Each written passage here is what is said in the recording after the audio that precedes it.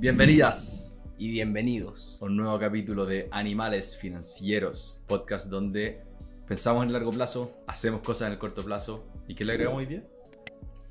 ¿Qué le agregamos? Van a tener que descubrirlo en el capítulo porque le vamos sumando siempre cosas mejores. Hoy día entrevistamos a Juan Carlos Eichholz, un tremendo profesional, máster en políticas públicas, nada más ni nada menos que en Harvard. Tiene su consultora, trabaja con las principales empresas del país, está en el equipo de redacción del Mercurio. ¿Qué más, Pablito? Profesor tuyo, o por lo menos de tu alma mater, de la Universidad Adolfo Ibáñez, de un ramo que a Francisco le tocó el alma, como cuenta esos momentos bisagra de la vida, y nos dio hartas lecciones sobre cómo liderar equipos, cómo liderar en la familia también. Una linda pregunta. Y nada, por lo menos a mí me gustó harto la entrevista. No sé cómo la sentiste tú. Yo la sentí una clase, sentí que volví al primer semestre de la universidad y cómo me hubiese encantado disfrutar la universidad con la mirada que tenemos hoy día. Esta de mejora continua que no, va a seguir, creo que para siempre. Y ahora presencial, que mejora. Tal cual. Hablando de mejora continua, hablando de volver a la universidad, acuérdense, Universidad Autónoma, cursos, clases online, admisión.uautónoma.cl. Hoy día no vamos a hablar de ella en la entrevista, pero recuerden, si quieren seguir mejorando, seguir aprendiendo, porque no se termina cuando salimos del colegio, no se termina si salimos de una carrera en la que estamos no felices, siempre podemos seguir aprendiendo. admisión.uautónoma.cl. Y hablamos de la adaptabilidad. Antes las clases eran presenciales, hoy día la autónoma te permite hacerlo online. Así que no hay excusas para mejorar y para estudiar, para prepararse para el futuro. Ahora sí nos vamos. Bienvenidos, Animales. Juan Carlos, bienvenidos a los Animales Financieros. ¿Cómo estás? Muy bien, muchas gracias por la invitación, Francisco y Pablo. Un gusto estar acá. Buenísimo. Pablito, te dejo a ti la pregunta introductoria, como siempre.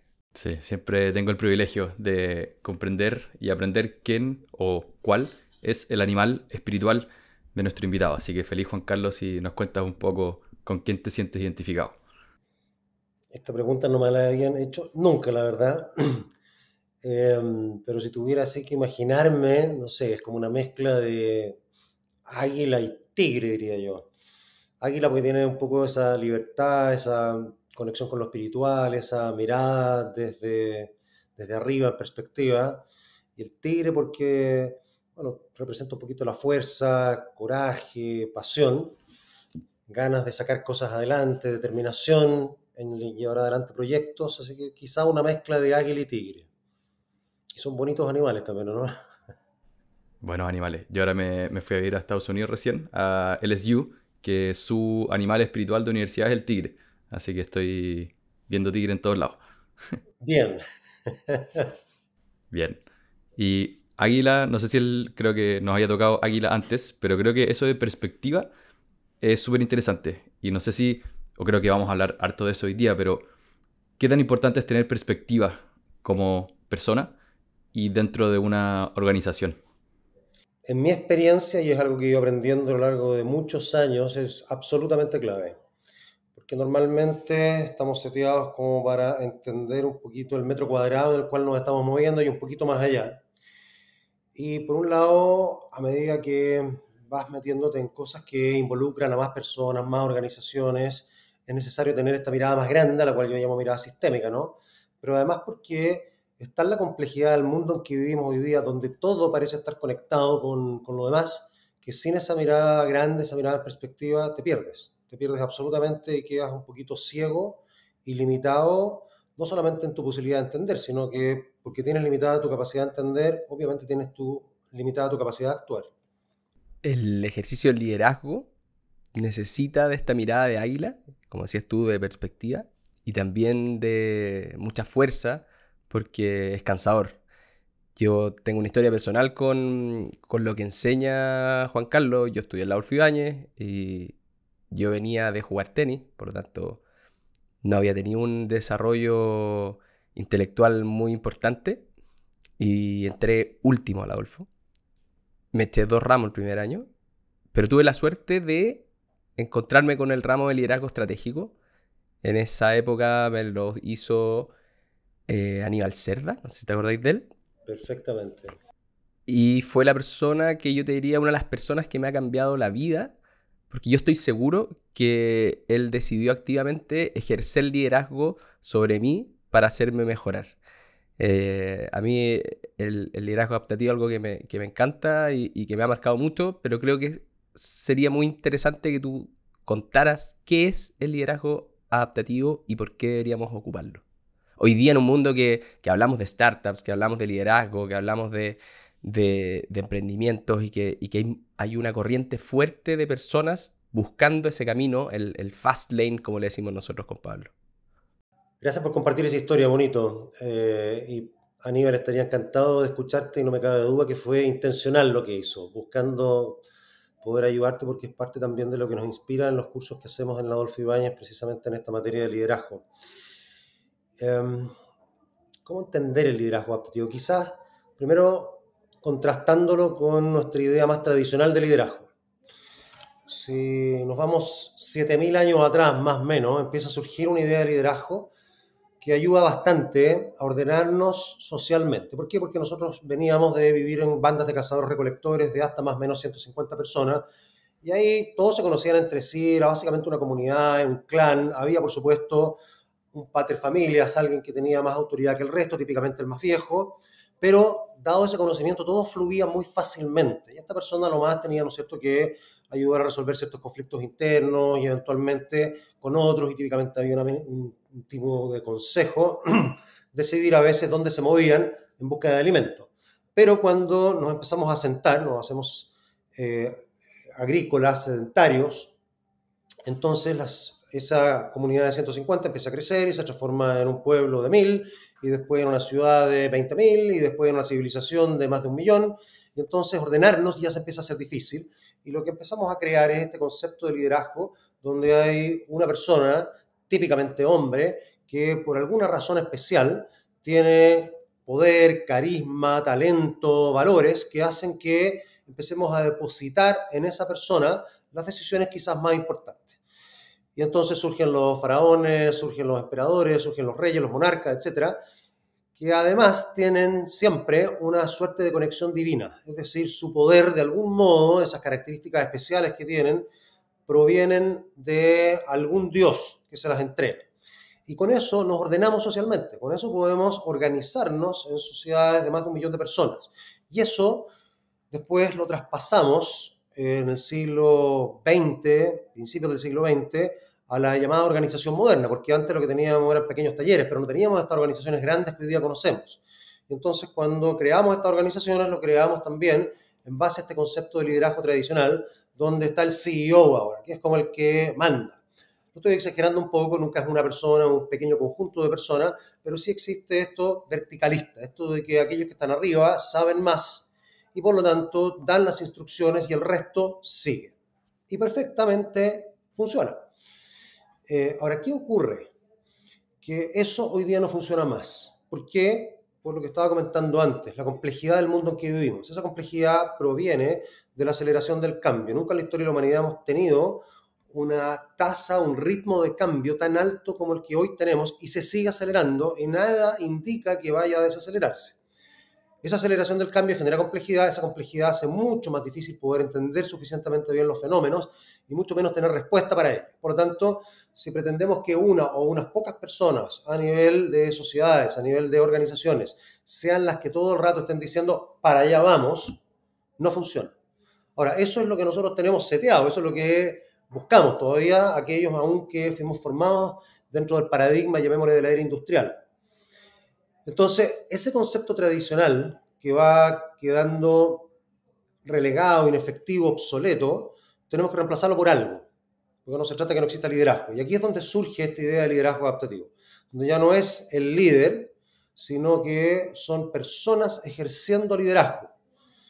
Entonces cambia de individual a colectivo y cambia también de un conjunto de características de la persona a una actividad que se ejerce. ¿Y en qué consiste esa actividad? Básicamente consiste en ayudar a una organización, a un grupo de personas a generar progreso. Y generar progreso significa salir del statu quo, salir del equilibrio en que nos encontramos y buscar nuevas formas, nuevos equilibrios. En otras palabras, llevar a la gente a vivir en desequilibrio. Y esto es sumamente complejo porque no nos gusta vivir en desequilibrio. Nosotros estamos diseñados para la estabilidad, para el equilibrio, para la certidumbre. Pero estamos en un mundo inestable, incierto, donde, por lo tanto, el ejercicio del liderazgo mirado desde este punto de vista es clave. Y esas personas, entonces, así como tú hablabas de Aníbal, ¿no es cierto?, actúan con propósito. Un propósito de yo voy a ayudar a un grupo de personas, grande o pequeño, a progresar, a desafiarse, a buscar nuevas formas de entender la realidad, de actuar, de entenderse ellos mismos y poder avanzar. ¿Y cómo se hace? Simple, y aquí corto porque podría hablar horas de horas: observar, interpretar e intervenir. Y seguramente, Francisco, te acuerdas de esa trilogía. Y fíjate, es como un poco lo que hace un doctor, ¿no es cierto? Cuando hace un diagnóstico, observa, recoge datos. Después, con los datos que ha recogido, interpreta qué es lo que está pasando, cuál es la causa de los síntomas que estoy observando. Y después de eso interviene. Y es interesante que hay que dedicar mucho tiempo a la observación y a la interpretación. Einstein decía, si tengo 60 minutos para resolver un problema, le voy a dedicar 50 minutos a entender y los últimos 10 minutos simplemente a actuar para resolverlo.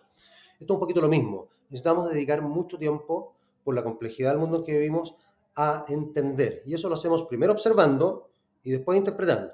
No confundir observación e interpretación. Observación son cosas objetivas.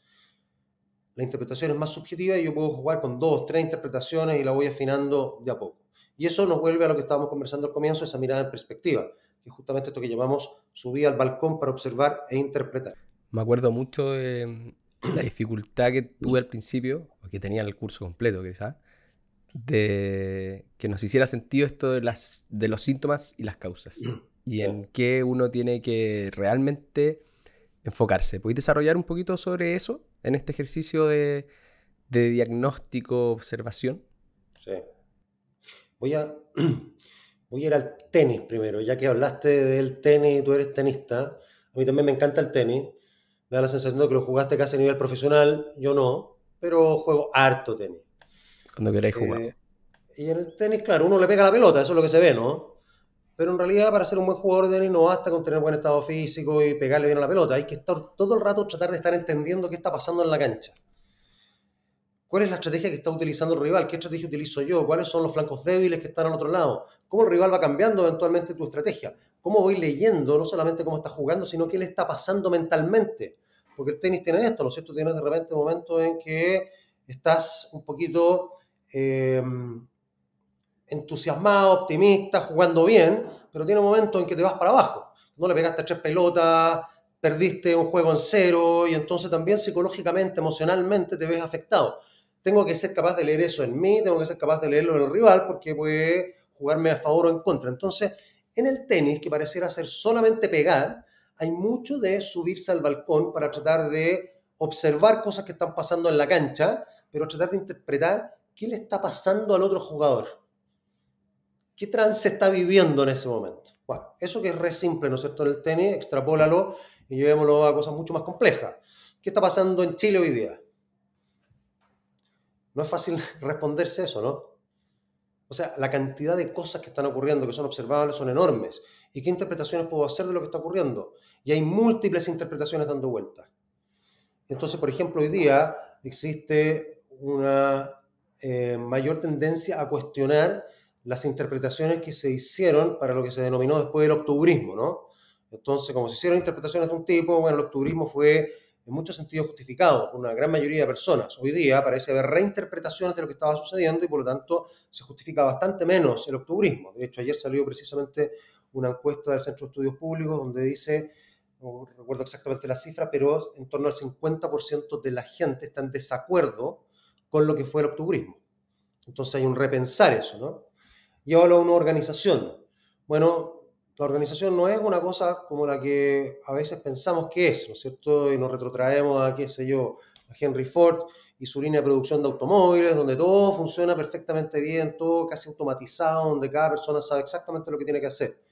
Bueno, eso es una parte de la organización. Hay otra parte de la organización, y particularmente en el mundo de hoy, donde hay que estar pensando, hay que estar innovando, donde hay complejidades con las nuevas generaciones que van entrando, que piensan de una manera distinta, donde tenemos que hacernos cargo de la diversidad, del medio ambiente, etcétera, etcétera, las presiones regulatorias. Por lo tanto, yo no puedo operar en piloto automático. No es que pueda decir, ok, este es mi statu quo y sigo en mi statu quo, sino que tengo que darme cuenta de todo eso que está ocurriendo, observarlo, tomar conciencia de que está ocurriendo y decir después qué desafíos a nivel interpretativo ya significan para mí, en qué nosotros como organización tenemos que cambiar, evolucionar, progresar y después hacerlo. Y todo este primer pedazo no es obvio. Yo trabajo mucho como consultor con organizaciones grandes y la verdad es que te encuentras primero con ceguera, es decir, no estás observando realmente lo que está ocurriendo. Segundo, si es que estás observando, muchas veces hay interpretaciones muy, diría yo, benevolentes, muy desde tratar de conservar el statu quo, que te dejan un poco en lo mismo, versus interpretaciones más desafiantes. Sabes que más en realidad aquí nosotros no estamos innovando, no estamos adoptando nuevas tecnologías, no estamos conectándonos con nuestro cliente, por lo tanto, bueno, el desafío no es grande, no es menor. Y después a nivel de intervención, ¿cuánta valentía existe en llevar adelante cambios en las organizaciones? Y la verdad es que a veces poca valentía. Entonces todo tiende de nuevo, esa fuerza tan potente que es la tendencia al equilibrio, todo tiende de vuelta al equilibrio. Juan Carlos, tengo un caso de estudio. Yo no conocía esta metodología antes de estudiar para el capítulo. Me hace mucho sentido porque con Francisco hace un par de meses empezamos una comunidad acá en Animales Financieros, partiendo del podcast. Después dijimos, hagamos esto que vaya para los dos lados. Entonces hicimos más que nada un grupo WhatsApp donde hoy día estamos llegando a las 1000 personas y nos dividimos en distintos ámbitos. Partimos con un club de lectura, después un club de deporte, después productividad personal.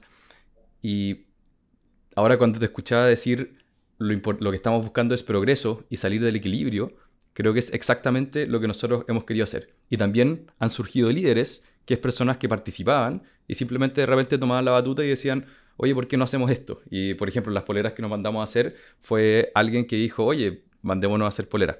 Entonces, encuentro interesante cómo verías tú quizás el rol que podríamos jugar nosotros en esta comunidad, cómo la podríamos empujar, cómo podríamos aumentar ese progreso de todas las personas que participan y que es gratis y cualquier persona se puede sumar. Encuentro genial lo que me estás contando, Pablo. Y está muy sintonizado también con lo que está pasando con las nuevas generaciones, es decir, ustedes, ¿no es cierto? Millennials, Centennials hoy día, que vienen menos seteados de lo que veníamos las generaciones previas para el statu quo. En otras palabras, tienen lo que yo denomino más capacidad adaptativa. Se mueven un poco más fácilmente, están menos atados a ciertas cosas, desde paradigmas, incluso me atrevería a decir principios y valores, a prácticas, formas de hacer las cosas y de entender el mundo también. Entonces, desde ahí, con esa mayor capacidad adaptativa, buscan más naturalmente ese desafiar el statu quo o el equilibrio. Yo más que dar consejos es lo contrario, es como aprendo de lo que ustedes hacen, ¿no es cierto? En esta suerte de emprendimiento y de muchos otros. Nosotros trabajamos también, tenemos la suerte de trabajar con varias startups, con gente joven, y es un aprendizaje constante. Por supuesto, nosotros aportamos un poquito quizás esa mirada más grande, qué es lo que está pasando, dónde están las disyuntivas, dónde se pueden quedar entrampados, pero hay como una entre fuerza y sabiduría natural en esto de la adaptabilidad, que desde mi punto de vista es como la principal ventaja que una organización puede tener en el mundo actual, y no solamente una organización, un país también. Entonces también podemos mirar países que se van quedando pegados en más de lo mismo, en las recetas de siempre, y no avanzan, versus otros que se pueden desafiar mejor. Ahora, ahí, en una organización como la que ustedes están construyendo, mantener vivas ciertas cosas, ¿no es cierto? Por un lado, la autoridad siempre es importante. Yo me imagino que ustedes tienen ahí una suerte de organización, llamar organigrama, que probablemente es re poco vertical, es bastante más horizontal, pero sí es importante la definición de ciertos roles, ¿no es cierto? Y dentro de esos roles, bueno, ¿quiénes son responsables de qué? Y eso de alguna manera es autoridad, ¿no? Pero al mismo tiempo que existe eso, no existe dependencia en la autoridad. Es decir, todos son capaces de opinar y tener una voz propia. y poder discutir. Esa apertura a la discrepancia también es algo bien relevante, que no es obvio en las organizaciones. En general la gente se calla. La gente primero cede frente a lo que dice el jefe, no quiere meterse en problemas, y después cuando están en grupos donde hay bastantes opiniones se cuidan demasiado. Entonces, finalmente, problemas que son visibles, nadie los levanta, y de repente encontramos que la bomba estalló. Otra es la experimentación, que por lo que te voy escuchando, si tenemos además club de fútbol, de música y de esto y de lo otro, hay experimentación. Es decir, se está intentando hacer cosas nuevas, unas funcionan, otras no, y las que funcionan las escalan. Eso es clave dentro de cualquier organización más adaptativa. La confianza. La confianza es crítico. La confianza es, básicamente, si lo miras en términos verticales, el que está arriba confía en que los de abajo van a estar haciendo aquello para lo cual se los contrató y no necesito estar controlando. Y el de abajo confía en que el de arriba está bien inspirado y está buscando el bien de todos. Pero al mismo tiempo confianza horizontal, es decir, llegamos a acuerdo y yo confío en que tú vas a hacer tu parte y yo voy a hacer la mía. Si nosotros conversamos anteayer para estar acá, bueno, ustedes confiaban en que yo iba a estar aquí presente y yo confié en que ustedes iban a estar. Y me mandaron un micrófono y todo, bueno, eso parte de la confianza que aquí naturalmente puede existir y que es importante alimentar dentro de la organización. Entonces, estoy dando ahí ciertas características de lo que es importante tomar en cuenta cuando uno está construyendo organizaciones y quiere que esto de lo adaptativo esté muy presente. Y una parte importante, creo que lo dijiste, va en este líder que tiene que ejercer liderazgo y no solamente ejercer autoridad, pero también está el otro lado de la moneda, de las personas tienen que dejar liderarse, porque yo no voy a dejar que cualquiera me lidere. Y ahí hablaste de la confianza. Yo me acuerdo mucho del liderazgo informal, que no solamente proviene de la autoridad, sino de esto que yo puedo generar con la gente para que confíe en mí y me deje tratar de llevarlos a este estado mejor, transitando por la incertidumbre. ¿Qué debería tener una persona que está siendo liderada por alguien y que está viviendo por momentos de incertidumbre? ¿Qué convicciones debería tener para atreverse a tratar de ir a ese estado mejor? Porque es súper complejo, no nos gusta la incertidumbre, estamos chipeados para tratar de sobrevivir en el corto plazo y tratar de ir a acostarnos lo más tranquilos posible. Por lo tanto, es un poquito contraintuitivo con la naturaleza humana de nuestro cerebro. Sí. Qué buena pregunta, Francisco. A ver, en esto que decimos que el ejercicio de liderazgo adaptativo no es de una persona, sino que son varias personas las que están ejerciendo, hace posible que sean muchas las personas que están ejerciendo liderazgo. Por ejemplo, quieres tratar de moverte fuera de este statu quo de estancamiento que yo definiría que se está produciendo en el país, en Chile, y que no solamente pasa en Chile, pasa en bastantes países hoy día, ¿no? Bueno, desde luego no basta con que el presidente ejerza liderazgo. No tiene capacidad alguna, no tiene fuerza alguna una persona para mover a 17 millones de personas. Yo tengo que ir formando como coaliciones, más personas tratando de entender y al mismo tiempo llegar a convencimientos colectivos de, bueno, ¿qué está pasando y para dónde ir? ¿No? Y mientras más personas estén teniendo ese entendimiento común y están poniendo energía para poder moverse hacia ese lugar, mejor. Ahora, ¿qué pasa si es que yo estoy en desacuerdo? No me gusta lo que están haciendo, no me gusta el diagnóstico que tienen. ¿Ya? Entonces, naturalmente no me voy a dejar llevar porque, bueno, estoy en desacuerdo con eso. Pero ¿qué es lo que tendría que ocurrir ahí? Y pensémonos quizá en un grupo un poco más pequeño donde esto es más fácil que ocurra. La política es tan compleja porque al final en la política lo que termina ocurriendo, ¿no es cierto?, muchas veces es que los políticos o muchas personas que están en el entorno político ya dejan de pensar en el progreso del país y están buscando, ¿no es cierto?, su propia cuota de poder. Por lo tanto, no están inspirados por lo mismo. Pero si todos buscasen el progreso del país, va a pasar algo como lo que puedo contar que pasa en una organización. Una organización también puede estar en problemas, ¿no es cierto?, pero es más o menos claro qué es lo que es el progreso de la organización. Entonces podemos tener distintas visiones acerca de para dónde ir, para poder ser, qué sé yo, más rentable, generar más impacto, como les tiene que pasar a ustedes, ¿no es cierto? Pero cuando yo tengo una mirada distinta de la que otra persona tiene, y eventualmente esa otra persona incluso es autoridad y por lo tanto es más visible, tiene más poder que yo, lo primero que tengo que tratar de hacer es ampliar mi entendimiento. No quedarme con lo que a priori yo estoy entendiendo y por lo tanto la solución que yo tengo ahí a mano. Tratar de entender más ampliamente qué es lo que está viendo esa persona que quizás yo no estoy viendo. Entonces vuelvo a observar e interpretar. Y si yo amplío la mirada, ¿no es cierto? Y tengo humildad también para poder cuestionar mis propios supuestos, entonces puede que más fácilmente me dé cuenta que sabes que más lo que está proponiendo esa persona tiene sentido. Me duele, pero tiene sentido. O puede ocurrir lo contrario, ¿no es cierto? Que esa persona que es más visible, tiene un puesto de autoridad, está ejerciendo liderazgo, va entendiendo al conversar con más gente, oye, aquí no tengo todos los elementos incorporados dentro de mi análisis. Hay cosas que no había visto, ahora las estoy viendo, por lo tanto voy modificando mi diagnóstico y mi modo de actuar. Entonces se dan cuenta que es súper interactivo esto. Liderar siempre supone dejarse liderar, puesto un poco en la terminología que estás poniendo, Francisco. Siempre. Porque siempre yo tengo que estar mejorando mi diagnóstico, escuchando, y por lo tanto incorporando otras miradas. Ahora, viene un pedazo que tú lo estás anticipando ahí, que es el más difícil a la hora de tratar de soltar un poquito.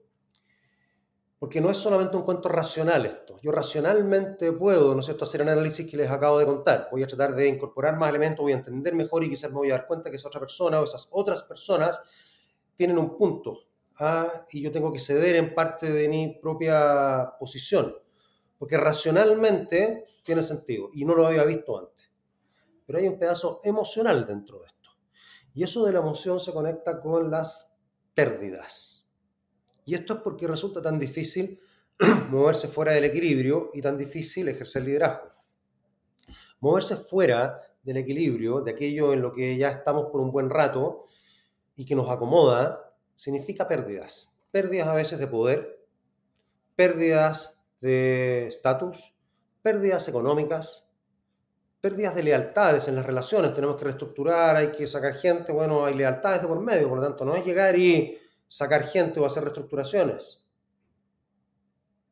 Pérdidas de competencias, es decir, oye, aquí me siento cómodo porque soy competente, pero resulta que en realidad vamos a cambiar, qué sé yo, todo el sistema operativo, vamos a cambiar, vamos a introducir tecnología, esto y lo otro, ya no sé si voy a ser competente y entonces racionalmente entiendo que tengo que moverme para allá. Emocionalmente me cuesta mucho porque corro el riesgo de quedar como un incompetente y nadie quiere ser incompetente. Entonces, es el doble cuento, la apertura para poder entender y cuestionar mis propios supuestos y forma de entender el mundo, pero también la disposición a asumir pérdidas para poder avanzar, para poder progresar. Charlie Munger decía que era más importante que aprender el desaprender. Entonces creo que a nivel personal se cumple y a nivel organizacional está interesante, como a veces retroceder en un proyecto o dejarlo botado por ir a algo que está avanzando mejor. Y quería, bueno, volverlo quizá un poco a la práctica de nuevo, yéndome un poco a una columna que publicaste de la diferencia entre TVN y Netflix, desde el 2022 a este año. Y que en el 2022 Netflix está en su peor trimestre, TVN cerrando su mejor año, y adelantamos 2 años y se dio vuelta a eso. Y Netflix logró volver al crecimiento, le dio muy bien, mientras que TVN va a cerrar quizás su peor año. Y más que enfrascarme o pensar en TVN y lo que se ha hecho mal, me encantaría enfocarme en lo que se ha hecho bien. Y también mencionaste como ejemplos quizás en otros países que han logrado salir de ese statu quo, salir del estancamiento. ¿Cuáles han sido esas cualidades que, más allá de la perspectiva y el desaprender lo que ya hemos hablado, que te han llamado la atención de esos avances? A ver, el caso... Podemos tocar los dos. El caso de Netflix es súper interesante. La mayor parte de la gente no sabe mucho la historia de Netflix, pero Netflix parte como un club de video en los años 80 en Los Ángeles, California. Como los clubes de video que ustedes no conocían porque son muy jóvenes, pero yo sí conocía, ¿no es cierto?, que uno iba para allá y arrendaba un beta o un VHS y se lo llevaba y tenía que devolverlo a los 3 días. Bueno, y estos tipos partieron así. Y de repente dijeron, bueno, ¿por qué no cambiamos un poquito esto? Eran 2 socios fundadores.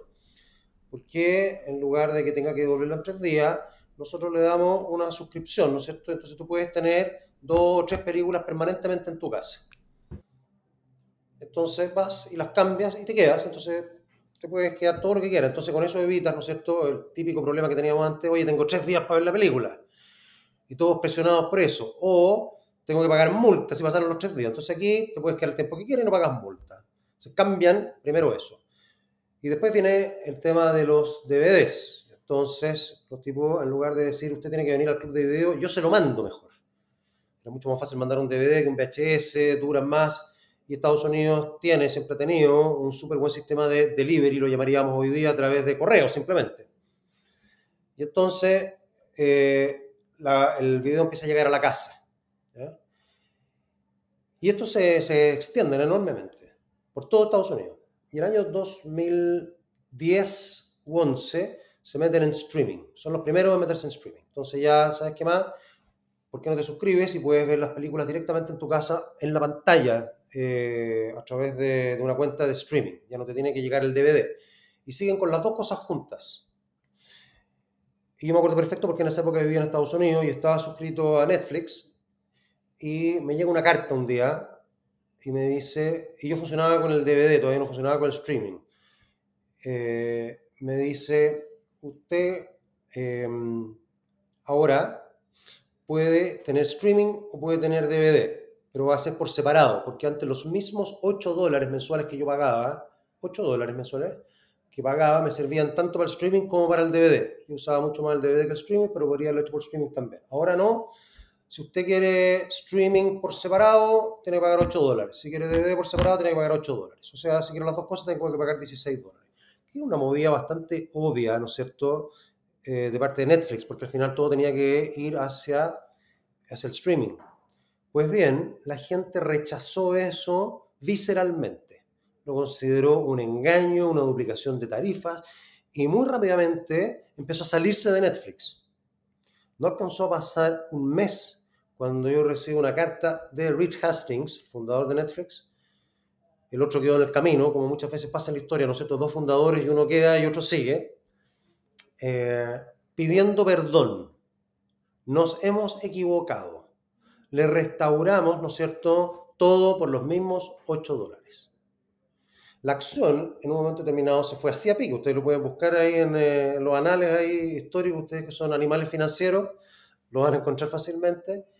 Y esa carta hizo que empezara a rebotar. Y se fue para arriba de nuevo eternamente. ¿Qué es lo que te estaba mostrando eso? Aquí hay una capacidad de reacción muy rápida de parte de la compañía. Porque esto de decisión obviamente fue pensada mucho tiempo, estaba basada en todos los sistemas que tuvieron que crear internamente para poder sostenerla, etc. Y la pudieron echar atrás en un 2x3 y buscar por otras vías.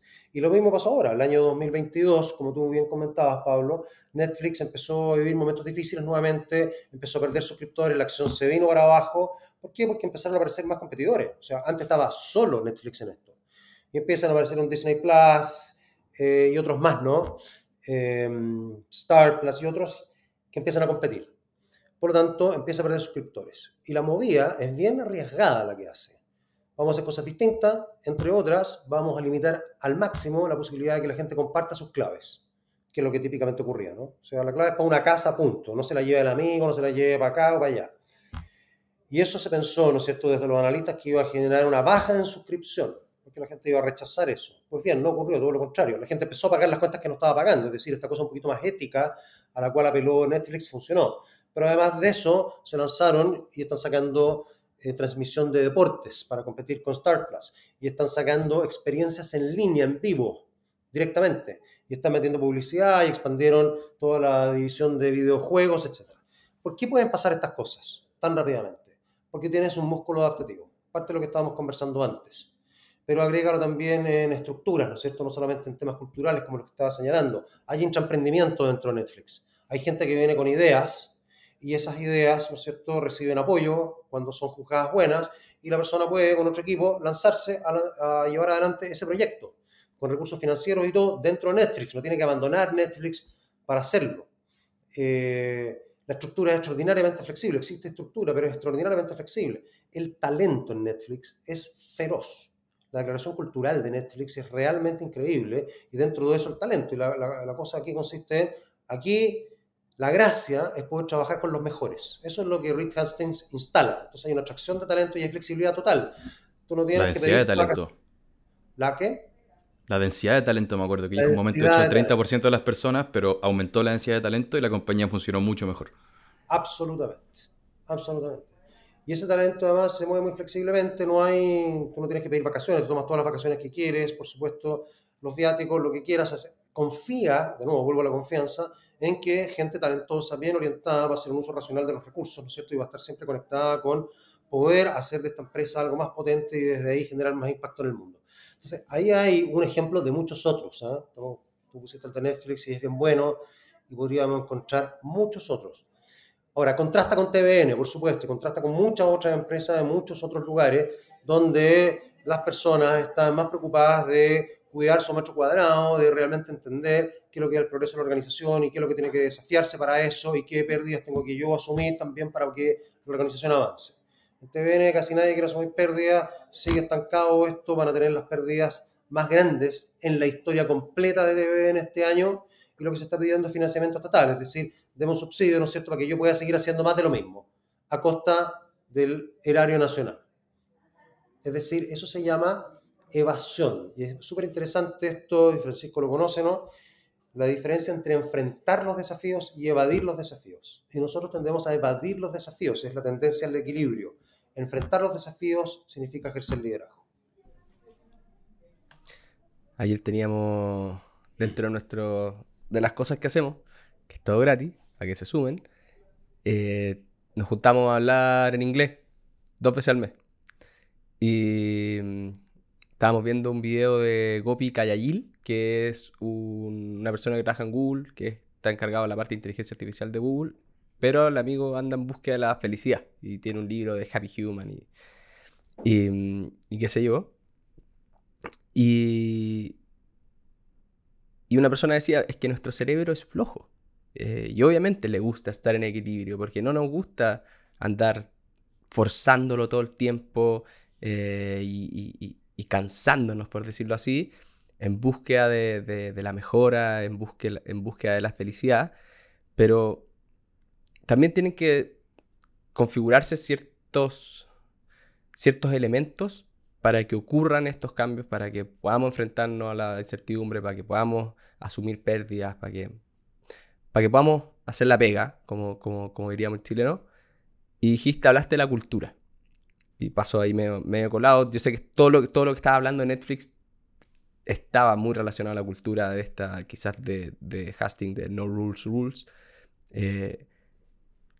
¿Qué debería una persona que ejerce liderazgo, o quizás una persona desde la autoridad, pero que quiere que en su empresa se ejerzan liderazgo, en qué deberían fijarse en tratar de armar una cultura para que esto ocurra?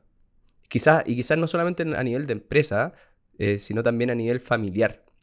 Nosotros tenemos nuestro jefe Fernando Gómez, con Pablito le admiramos mucho quizás el ejercicio de liderazgo que él hizo con su familia, de ir moviendo piezas para que tuviera una familia unida, que vacacionara juntos, que no necesita irse de carrete durante esas vacaciones familiares a otro lado, sino que están todos ok con eso.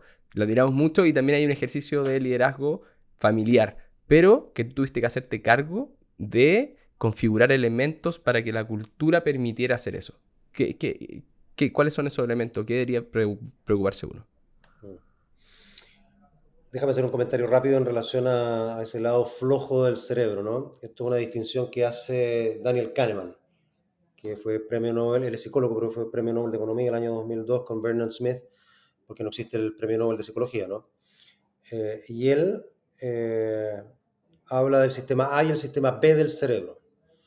Entonces hay un sistema A que está todo el rato activo, que es básicamente el que funciona en piloto automático. Voy, me subo al auto, manejo la oficina, todo eso funciona en el sistema A, es totalmente automático, porque es lo mismo que vengo haciendo, ¿no es cierto? El sistema B es la parte, yo llamaría, adaptativa del cerebro, que es aquella que es necesario activar cuando yo me encuentro con situaciones diferentes.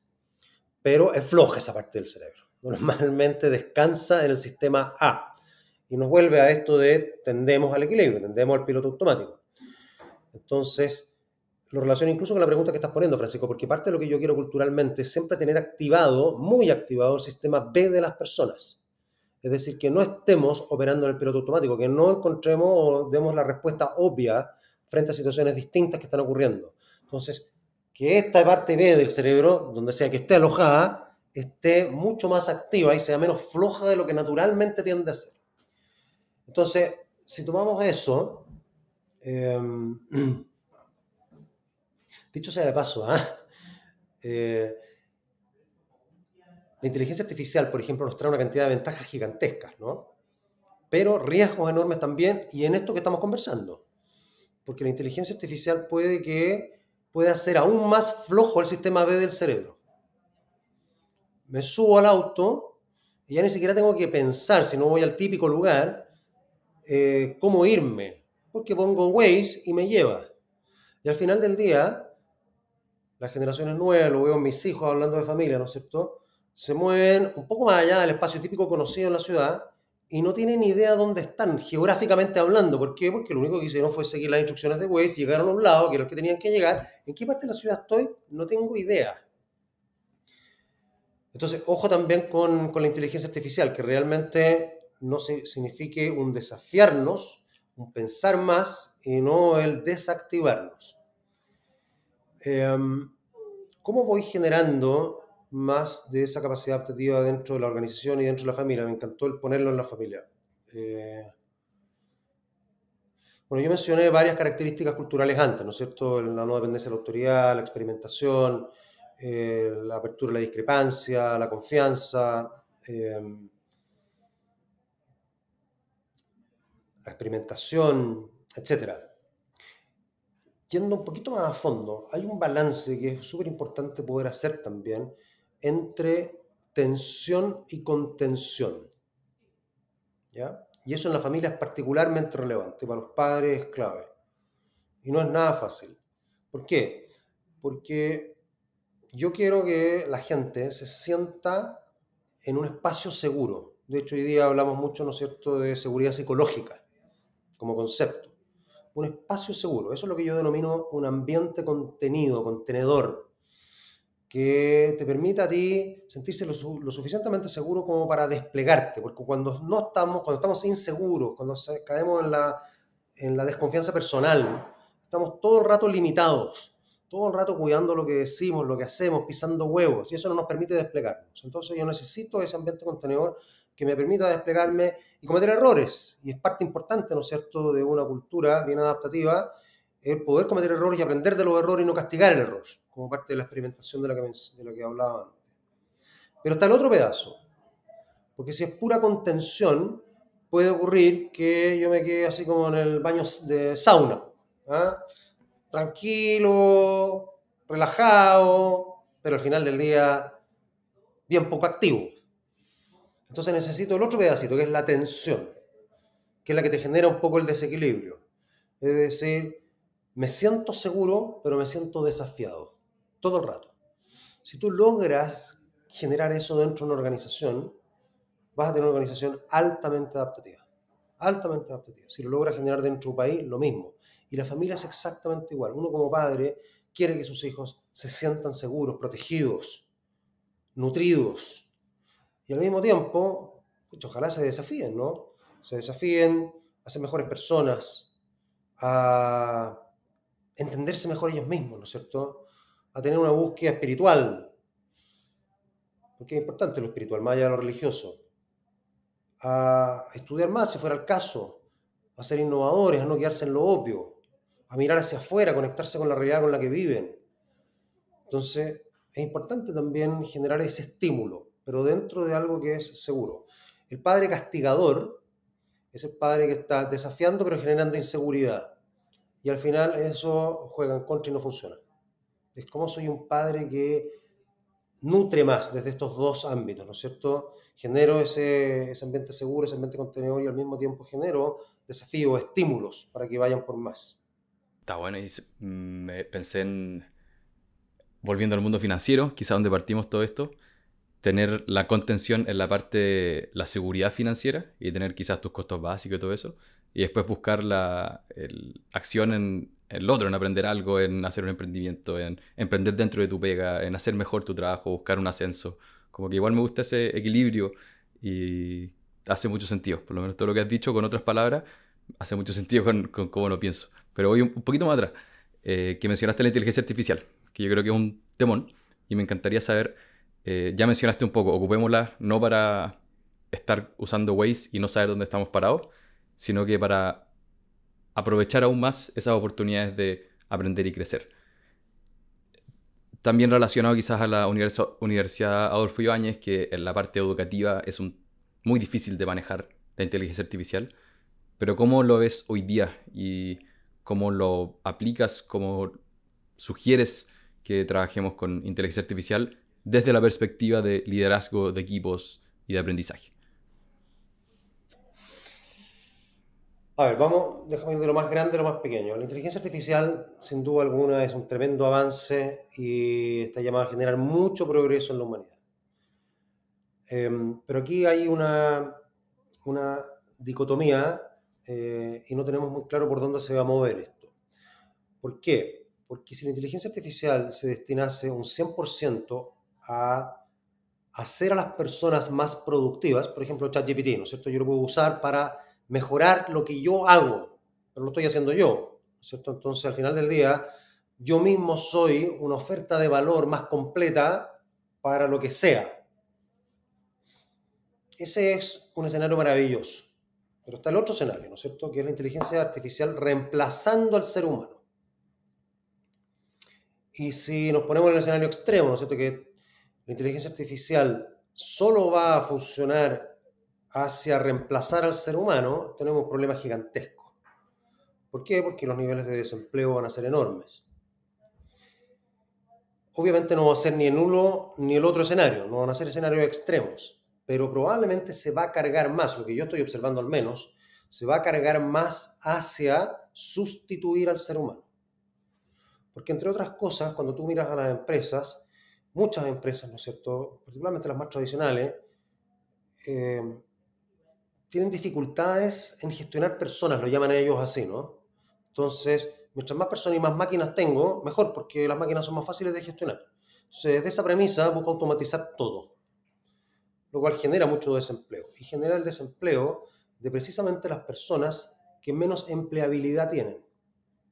Entonces, no sabemos exactamente cuán extremo va a ser el problema, pero el problema lo vamos a tener, ¿ya? Y ese es un problema social enorme. Porque, volviendo a lo que tú estabas poniendo, Pablo, es cierto, yo dentro de una organización lo que quiero es generar una cierta seguridad económica para que la gente se sienta ya segura, cómoda, sobre lo cual me despliego, construyo, aporto y eventualmente tengo, si lo ponemos así, ingresos variables y buenos incentivos para ir por sobre el piso. Pero el piso ya me da tranquilidad. Bueno, a nivel social, lo que vamos a tener que hacer es dar un piso. Y eso es lo que hoy día se llama el ingreso básico universal, que está en los países nórdicos, en Europa, está empezando a experimentarse con eso. ¿Por qué? Porque con la inteligencia artificial y todas las nuevas tecnologías que vienen, va a haber más productividad sí o sí. O sea, vamos a producir más de lo que estamos produciendo hoy día, por lo tanto hay más riqueza. El tema es la distribución de esa riqueza. Entonces lo que va a tener que pasar, si es que no queremos una explosión social, es que independiente de que la persona no trabaje, yo le tengo que pagar algo igual, simplemente por ser parte de la comunidad. ¿Y de dónde saco eso? Bueno, de los excedentes que se generan porque hay otras empresas y personas que ganan muchísimo. Ahora, eso no es fácil, obviamente, de lograr. Ahora, igualmente va a tener un problema, porque como somos, desde que fuimos expulsados del paraíso, ¿no es cierto?, en esa narrativa, somos animales de trabajo, no solo financieros. Entonces, ¿qué hacemos si no tenemos trabajo? Independiente de que me paguen, ¿qué hago todo el día? No sabemos lidiar con el ocio, sabemos lidiar con el negocio. Entonces hay todo un aprendizaje ahí que tiene que tener lugar. Entonces esa es como la mirada grande de lo que representa la inteligencia artificial como beneficio y también los tremendos desafíos que nos trae, ¿ya? Ahora, lo llevamos a las organizaciones, bueno, de alguna manera se enfrentan con cómo empiezo a incorporar inteligencia artificial y ojalá lo empiece a hacer no pensando solo en reemplazar, sino que también en potenciar a las personas. Y cómo las personas, entonces, podemos mostrarnos, hacernos más productivas, por usar esa nomenclatura, utilizando la inteligencia artificial, y eso nos lleva de vuelta a la educación. Entonces, extremos, ¿no es cierto? Colegio que prohíbe el uso de la inteligencia artificial. ¿Por qué? Porque los estudiantes tienen que pensar, y entonces si usa la inteligencia artificial, lo que va a hacer aquí es que el estudiante para hacer un ensayo simplemente le pide a ChatGPT que se lo haga y se acabó. Por lo tanto, no piensa. No se puede usar la inteligencia artificial. El otro extremo, use la inteligencia artificial a destajo. Yo ni siquiera voy a preguntarme si el ensayo lo hizo con ChatGPT o no. Entonces, por ese lado, no estoy incentivando el que la gente realmente piense, sino que estoy incentivando que al final del día la inteligencia artificial reemplace al ser humano. Hay que buscar vías a través de las cuales en la educación los profesores puedan tener ambas cosas, puedan decir a sus estudiantes, usen ChatGPT, pero piense también. Entonces, por ejemplo, en un colegio que yo conozco, hay una profesora que les dice a sus estudiantes, y esta es una profesora de historia, entonces hay que hacer ensayo, investigar, esto y lo otro. Entonces les dice, y eso es lo que incentiva a ella, escriba usted, ¿no es cierto? Investigue, use la inteligencia artificial para investigar y después escriba. Y cuando terminó de escribir, páseselo a ChatGPT para que se lo revise. Es decir, use ChatGPT como un editor y después usted decida si recoge o no los comentarios que ChatGPT le está haciendo. Entonces utiliza a la inteligencia artificial como una contraparte tuya, para que te ayude, para que te desafíe, no como un sustituto tuyo. O no neguemos que está ahí como herramienta disponible. Ahí estoy mostrando simplemente un ejemplo a través del cual poder educarnos mucho mejor en el uso de la inteligencia artificial, y eso desde luego tiene efectos importantísimos en cómo esa persona se para adelante en su vida, frente al trabajo, frente al uso de las tecnologías, etc. Entonces la educación en esto es bien relevante, y como padres también, ¿qué es lo que hacemos frente a esto? Hablaste de herramientas y algunas otras cosas más, pero yo no he dejado de pensar desde hace un buen rato en el propósito. Y que a veces suena cliché, pero cuando empecé a leer y empecé a investigar, aquí un sesgo personal, pero yo creo que lo que yo busco es tratar de ser feliz la mayor cantidad de días posible, entendiendo que no lo voy a lograr todos los días, pero ese es como un norte, no sé si un propósito per se, pero ¿qué rol juega el propósito dentro de todo esto que estamos hablando? De herramientas para mejorar, de ejercer liderazgo, de ser más productivo, de ocupar las herramientas que nos vaya dando la tecnología, pero al final es porque queremos vivir mejor, ser felices. Y yo personalmente creo que ahí el propósito juega un rol fundamental, porque si no lo tenemos claro, vamos a estar haciendo cualquier cosa y en algún momento de nuestra vida nos van a venir estos ¿cómo se le dice? Crisis existenciales, en donde todo lo que he hecho en verdad no tiene mucho sentido a pesar de que lo haya hecho bien. Bueno, ahí me estáis tocando un tema que para mí es bien sensible e importante.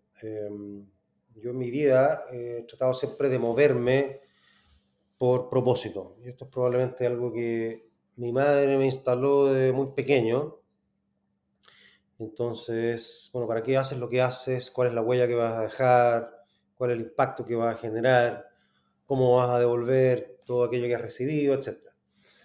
Entonces yo mismo a lo largo de mi vida me he movido mucho por propósito y creo que es bien relevante hacerse la pregunta al final del día, ¿no es cierto? ¿Para qué hago lo que hago?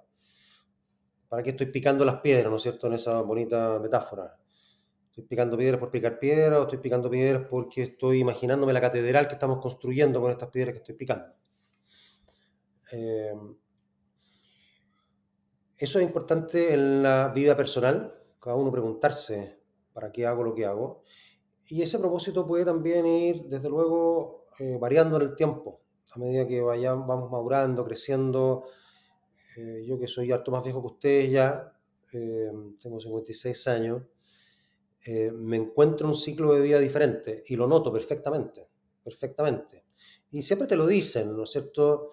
Oye, la vejez o esto, lo otro, y uno puede entenderlo racionalmente, otra cosa completamente distinta es vivirlo. Y te das cuenta que pasa, efectivamente. Entonces, también mi propósito en la vida va evolucionando a medida también que voy pasando por distintos ciclos de vida. Pero siempre está presente la pregunta, ¿para qué estoy haciendo lo que estoy haciendo? Y más extensivamente, ¿para qué existo?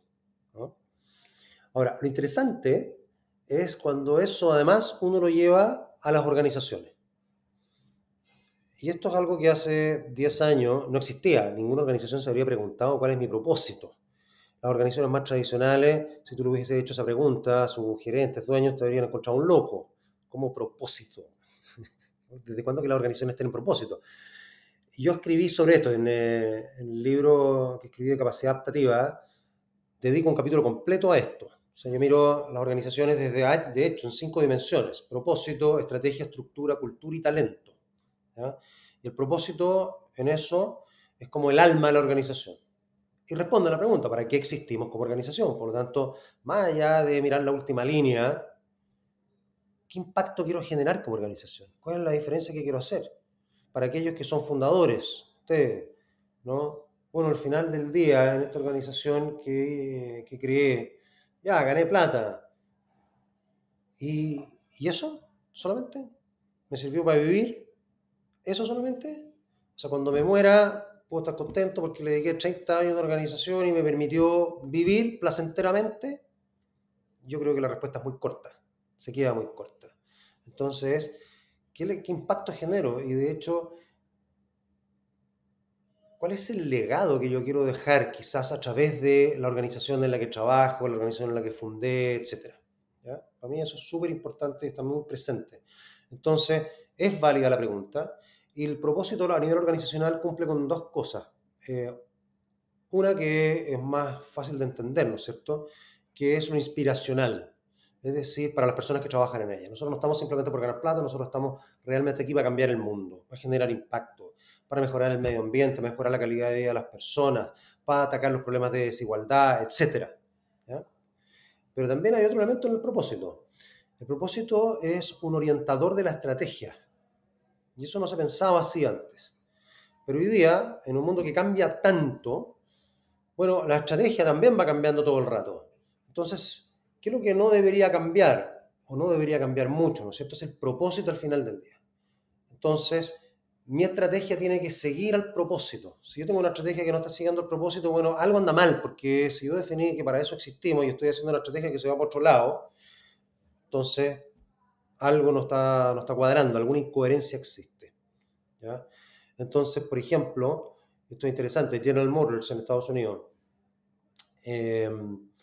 hace unos 8 años atrás, empezó a pensar de verdad el tema del propósito. Porque General Motors, cuando nació sin esta idea de que tenía que existir un propósito. Simplemente aquí estamos produciendo autos y después tenemos que competir, y primero con los americanos, con Ford, y después con los japoneses, etcétera. Entonces, como soy más eficiente produciendo mejores autos, punto, no hay más que eso.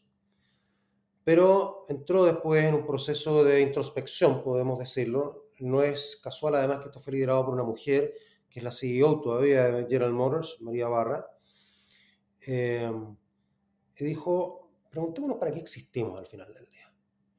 Y entonces eso empezó a conectarse con la movilidad, no con la producción de autos, con la movilidad, pero también con la no contaminación, es decir, con un mundo limpio, y también con la seguridad en el manejo, es decir, la baja en la tasa de accidentabilidad. Y sabemos que los accidentes de auto es una causante importante de muertes en el mundo. Entonces se movió con esos propósitos: movilidad, no contaminación, seguridad al manejar. Entonces, ¿qué es lo que está ocurriendo? Que General Motors está yendo mucho más allá de producir autos. General Motors se va a mover, también se está moviendo hacia los negocios de la movilidad, o sea, va a competir con Uber, por ejemplo. Y se mueve hacia lo eléctrico, por supuesto. Y se mueve hacia los automóviles autónomos, que son mucho más seguros que un automóvil conducido por una persona. Entonces, ese pensar realmente en el propósito hizo también repensar la estrategia y ampliarse también a otras cosas que antes no estaban haciendo. Entonces, realmente el propósito es algo bien relevante. Start with the why, diría Sinek. Start with the why, exactamente. Oye, no te quiero quitar mucho más tiempo, yo podría estar mucho rato acá porque me encanta lo que estás hablando y sobre todo me encanta porque si bien tiene una aplicación al mundo empresarial, creo que el paralelo al mundo personal es increíble. Y nosotros siempre hablamos y por qué tenemos este podcast es porque queremos ayudar a que las personas inviertan mejor su tiempo y su plata. Quizás deberíamos agregarle para ser felices. Pero nosotros tenemos una pregunta siempre guardada al final, que es la caja de Pandora, que en general no tiene nada que ver con lo que estamos hablando en el capítulo y es, no sé, si fuera un perro, ¿cómo te llamarías? Pero no, pero voy a ser adaptativo y la voy a cambiar porque quiero aprovechar tu conocimiento. Y me acordé cuando hablabas de productividad de Cal Newport, que no sé si lo conoces, pero es un gringo que habla de productividad y de trabajo profundo. Y dice que los humanos tenemos mal definida la productividad, porque muchas veces decimos es contestar la mayor cantidad de correos durante el día, es contestar el Slack rápido, es, no sé, estar muy atento a lo que está pasando. Y él dice que eso está equivocado. Y me encantaría conocer tu definición de productividad, dado que has trabajado tanto tiempo con tantas empresas tratando de ayudarlas a que trabajen mejor, y me imagino que eso tiene que ver algo con productividad. Claro, yo concuerdo totalmente con lo que estás señalando ahí. Esa definición de productividad es básicamente sinónimo de eficiencia, ¿ya? O sea, producir lo que más se pueda con la menor cantidad de recursos posible. Punto. Y no es que no sea importante la eficiencia, pero quizás podríamos hacer una distinción entre productividad y eficiencia y decir productividad es más que eficiencia, ¿no? Y desde el lado nuestro, la eficiencia es clave en aquello, en el business as usual, en aquello que sabemos hacer. Hagámoslo y hagámoslo de la manera más eficiente posible. Pero ¿qué pasa con todo aquello que no sabemos hacer? ¿Dónde están todos los espacios de innovación? ¿Dónde está aquello que representa también el incorporar personas, ¿no es cierto?, nuevas que tienen que aprender? No puedo llegar y ponerles eficiencia como el primer parámetro, ¿no? Entonces, en ese otro espacio más de adaptabilidad, la productividad está, a mi juicio, más conectada con darse espacios para pensar y para experimentar. Lo pondría así de simple. Y yo, en lo personal, me desespero cuando tengo que estar todo el rato metido en la eficiencia, cuando paso demasiados días solamente privilegiando la eficiencia, porque tengo muchas cosas y necesito moverme rápidamente para poder por ponerlo así, ¿no es cierto?, bajar el nivel de pendientes, me desespero. Porque eso estoy diciendo, esto, puesto en este lenguaje, podríamos decirlo ahora, no me está haciendo realmente productivo. No es donde yo más aporto. Entonces necesito asegurarme de generarme estos otros espacios de reflexión que también conduzcan a la experimentación, en el sentido de poder hacer cosas distintas y ver qué es lo que pasa y jugar con eso. Y es mucho más entretenido además. Ahora, igual necesitamos el mundo de la eficiencia, pero no puede ser todo eficiencia. Buenísimo. A mí me encanta el concepto de los sabáticos. No un año sabático, sino que una tarde sabática, que es darse ese espacio para tomar un poco de perspectiva. Claro. La idea aquí es hacer un poco un cierre, pero yo lo habría cerrado ahí. Creo que es un gran mensaje. Pero no sé, Juan Carlos, si hay un último mensaje que te gustaría pasar a nuestra audiencia. Y yo también aprovecho de agradecerte el tiempo. Ha sido una tremenda conversación. Más que un mensaje, me encantaría, y bien desde el alma, felicitarlos. Primero me ha encantado esta conversación, y siento una conexión ahí. Pero también por lo que están haciendo, o sea, generar este espacio y estar innovando e ir creando comunidad como lo están haciendo, ¿no es cierto? Me parece maravilloso, maravilloso. Así que felicitaciones, realmente. Y gracias, de verdad, gracias por la invitación y la conversación. Muchas gracias, Juan Carlos. Yo me acordé mucho de mi primer semestre en la Adolfo Ibáñez. Así que creo que voy a retomar algunos libros de Heifetz o el tuyo para poder retomar estos modelos adaptativos y refrescarlos en mi cabeza. Muchas gracias por tu tiempo. Una nueva semana, un nuevo capítulo de Animales Financieros. Espero que se hayan entretenido, que sigan aprendiendo. Creo que este es un capítulo para escucharlo una y otra vez porque hay muchísimos conceptos muy valiosos. Quizás, Juan Carlos, si puedes dar el nombre de tu libro, sería interesante porque me imagino que hay harto de lo que hablamos. Sí, se llama Capacidad Adaptativa de hecho estuvo escrito originalmente en inglés, Adaptive Capacity. Lo pueden encontrar en Amazon o en cualquier plataforma. Con eso nos despedimos. Hasta la próxima semana. Un abrazo.